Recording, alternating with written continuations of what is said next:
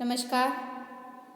North Gujarat education trust સંચાલિત અરવિંદ જીવાભાઈ પ્રાથમિક શાળા પાટણ, ધોરણ 6, विषय हिंदी, पाठ 2, अनूठे इंसान.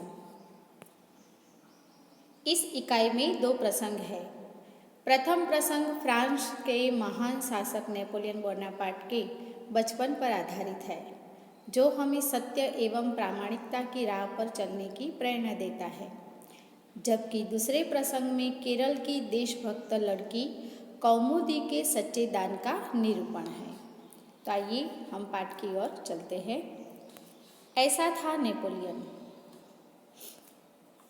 नेपोलियन के बारे में तो आप जानते ही हो.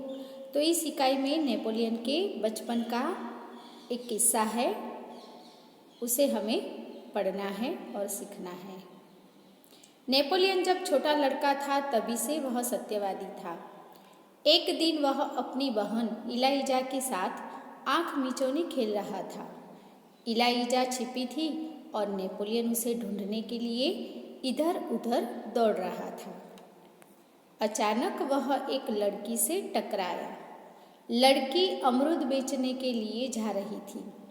नेपोलियन के टकराने से उसकी टोकरी नीचे गिर पड़ी. कीचड़ के कारण उसके सारे अमरूद खराब हो गए. वह रोती हुई कहने लगी, अब मैं माँ को क्या जवाब दूंगी. इलाइजा कहने लगी, चलो भैया, हम यहाँ से भाग चले. नहीं बहन, हमारे कारण ही तो उसकी हानि हुई है. यह कहकर नेपोलियन ने जेब में रखे 3 छोटे सिक्के उस लड़की को देकर कहा, बहन, मेरे पास ये 3 सिक्के हैं, तुम इन्हें ले लो. इन 3 सिक्कों से क्या होगा? मेरी माँ मुझे बहुत मारेगी, लड़की ने कहा. अच्छा, तो तुम हमारे साथ घर चलो, हम तुम्हें अपनी माँ से पैसे दिलवा देंगे. इस पर इलाइजा ने नेपोलियन से कहा, भैया, इसे घर ले चलेंगे तो माँ नाराज होगी. नेपोलियन नहीं माना. वह उस लड़की को अपने साथ घर ले गया.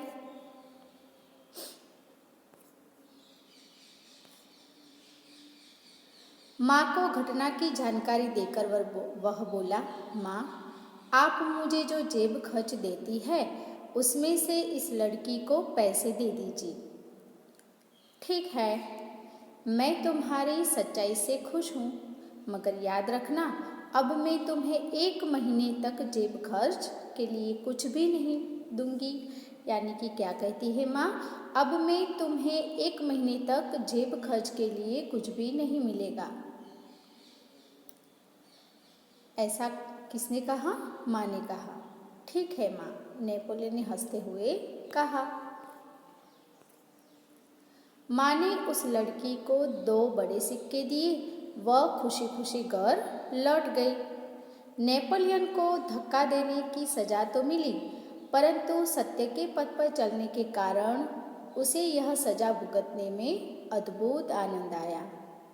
वास्तव में नेपोलियन सच्चाई के पथ पर चलने वाला इंसान था. बचपन से ही उसे खुद पर दृढ़ विश्वास था और दृढ़ इच्छा शक्ति थी. इस प्रसंग से हमें क्या सीख मिलती है कि हमें भी नेपोलियन की तरह सच्चाई के रास्ते पर चलना ही चाहिए. सच्चाई का रास्ता भले ही कठिन हो, लेकिन उस पर चलने पर जो आनंद मिलता है वह आनंद बहुत ही अच्छा होता है. तो हमें भी नेपोलियन की तरह दृढ़ विश्वासी और दृढ़ इच्छा शक्ति रखने वाला और सत्य की राह पर चलने वाला बनना चाहिए. अब दूसरा प्रसंग है सच्चा दान. उसके बारे में हम देखते हैं. मलबार केरल की बात है. वहाँ बड़गरा नाम के एक गांव में सभा का आयोजन किया गया था. गांधी जी ने अपने भाषण में सभा में उपस्थित बहनों से जेवरों की भीख मांगी. बहुत सी वस्तुएं भेंट में मिली. अपना भाषण समाप्त करके गांधी जी उनको नीलाम करने लगे. उसी समय कौमुदी नाम की 16 वर्ष की एक कन्या धीरे से मंच पर चढ़ आई. उसने एक हाथ की सोने की चूड़ी उतारी और उसे गांधी जी को देते हुए बोली, क्या आप मुझे अपने हस्ताक्षर देंगे?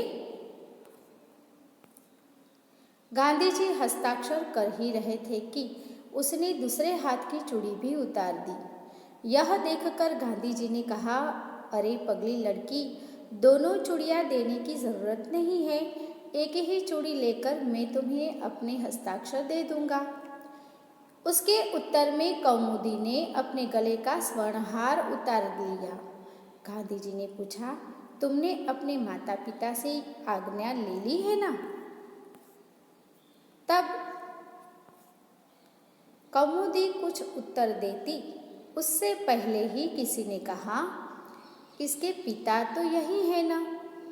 मानपत्रों की नीलामी में वही तो बोली लगाकर आपकी मदद कर रहे हैं। अब गांधी जी ने कौमुदी से कहा, तुम ही यह तो मालूम होगा ही कि यह गहने देने के बाद तुम फिर नए गहने नहीं बनवा सकोगी।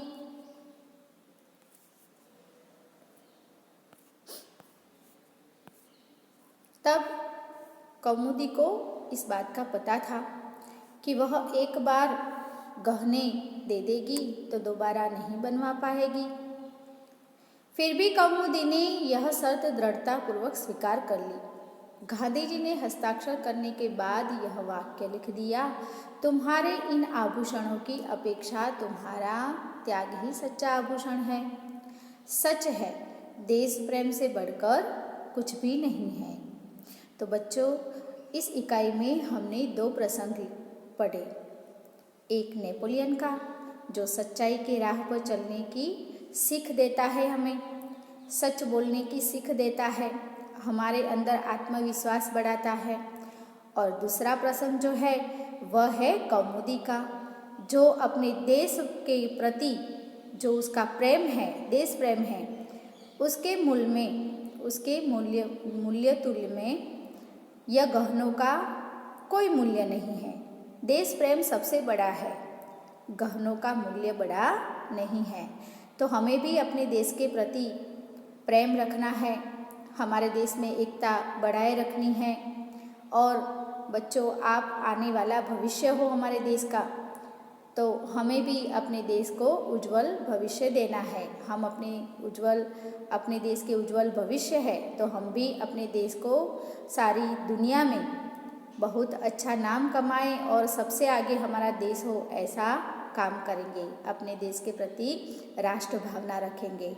तो इस इकाई में से हमें बहुत कुछ सीखने को मिलता है। सच्चाई के मार्ग पर चलना, अपना आत्मविश्वास दृढ़ बनाना, देश के प्रति प्रेम रखना, देश में एकता रखना, और देश को जरूरी हो तो हम अपने आत्मा का भी बलिदान दे दें। उसी प्रकार आत्मीयता से हमें देश की सेवा करनी चाहिए।